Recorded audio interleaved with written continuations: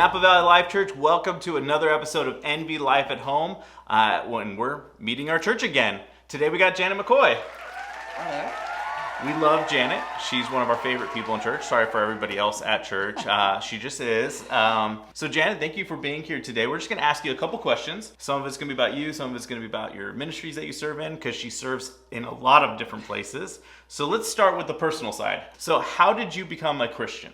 Well, I was born and raised in a small Kansas town, and my parents took us to church, Sunday school and church, every Sunday. And actually, they had a hard and fast rule that, because I would wake up and say, I've got a stomach ache, I can't go to church today. But the rule was, no church, no play later. So That's smart. For all you parents out there listening, that's smart. Well, I had to test them out and found out it was a hard and fast rule, so that didn't fly.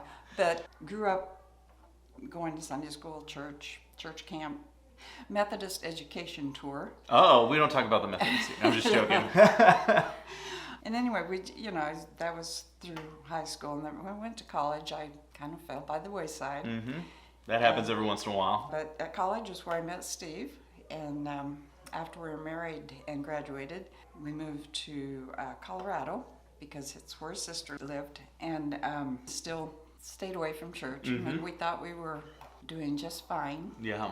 And just kind of went along. And in fact, one time, I drove to and from work, I would go past this hotel that had one of those signs out front where they put messages, Mm-hmm. One time it said, "The harder I work, the luckier I get." And I thought, yeah, that's me. Oh, wow. And kind of went along with that, Yeah. thinking we were doing just fine. When we moved to Napa, we lived just down the street at Dry Creek and Trower. We'd drive past this church to and from work every day. Every November, we would notice plywood walls going up around the parking lot, and we thought, what? First time we thought, they're just remodeling or something, But then the next November, same thing. Mm-hmm.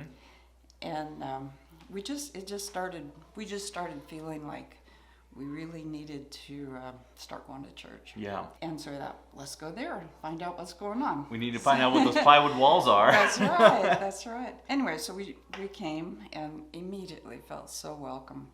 It was just amazing how, it wasn't high pressure or anything like that. We just felt welcome. Yeah. And by that time we lived just down the block, one block. Steve decided he was going to go to Sunday school. Oh, wow. And it was adult Sunday school before church at the time. So he went and he sat at the back of the room because he didn't know anybody. And Faye Maxwell, who was sort of a legend at the time. I did not meet Faye, but I've heard a lot of great stories about her. Sweet lady. Anyway, she saw him at the back of the room sitting by himself, kind of scoping out things. And immediately went back, sat next to him, and introduced herself, and just took him under her wing. So, he really felt at home then. After a couple times, he actually joined the group. Wow. Moved up front. At the time, Pastor Dave Waters was here. The church was adding on to the sanctuary at the time, and we'd come to church, and there had been an article in the Napa Register about the expansion. Oh, really? Okay. A big picture of Phil Ellsbury in the We center love Phil. all by himself. And anyway, the article had mentioned that part of the renovation was going to be adding an information booth in the lobby and planned to have a little section of recommended reading. I thought, I'm a librarian. I can help with that.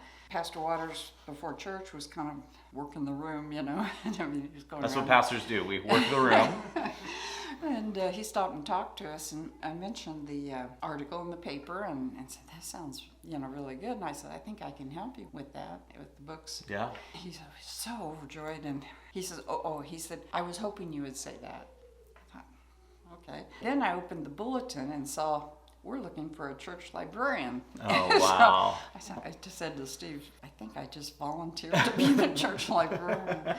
Anyway, so we got that started, and the other thing that happened, we joined a Bible study group, and I'm not sure we would have done that except that Ken and Joanne Johansson. We love them too. She's naming about all these people that we love here. I worked with Ken. He also worked for the county, and we both did. They not only invited us to their church group, they said, we'll pick you up. Oh, wow. And we'll take you. and introduce you, because I mean, Yeah. it's awkward if you're just It going in is. cold. They did that for 2 or 3 weeks, and didn't take long, and we felt like part of the family. That's right. Yeah. So you're saying the best way to recruit for small groups is just to kidnap people and bring That's them right. to the Drag small 'em group? in. They'll thank you later. They will. They will. So at any rate, going to church here was really the first time Steve always said the first time he heard the gospel, but Yeah. I think it was the first time we understood Wow. what it meant. So we went through the class and baptism and That's incredible. made it official. Made it official.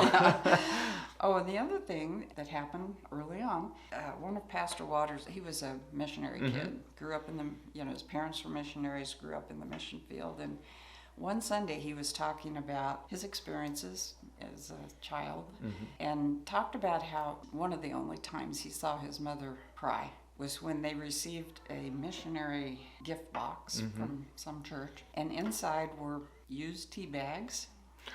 And it just melted my heart, and I thought, That's we just can't a terrible. let that happen. Oh my We goodness, that's cannot just let terrible. that How to happen. treat the missionaries. So that started my love of missions. So we joined the missions team, and that has been, still is, a wonderful experience.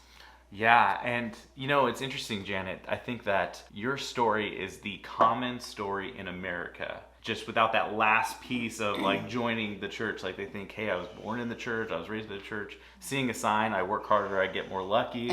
I think most Americans would say, yeah, I agree with that. That's how I live my life. But then seeing the gospel when it's fully explained, and I think, guys, that's important for people out there.